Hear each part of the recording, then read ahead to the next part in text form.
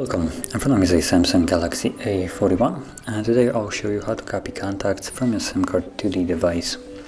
So to get started, let's open up the standalone contacts app right here. Then tap on the three bars right there and go to manage contacts.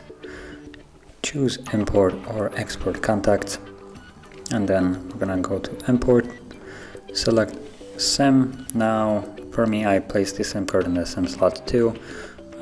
You could have placed it in the SIM 1, so just choose the one that has a SIM and whatever number. And from there it will show you all the contacts that are located on that SIM card. So you can either tap on the contacts that you wish to import. Once you see the check mark, as you see right now, like so, they will be checked and moved. Now if you have way more contacts, you can simply tap right here to select them all, like so, and once you have selected every contact that you want, tap on done.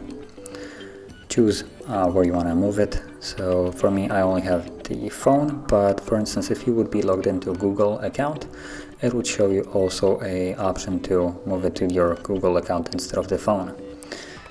Either way, select which one suits you and then tap on import. Okay, and you're finished. So, if you found this very helpful, don't forget to hit like, subscribe, and thanks for watching.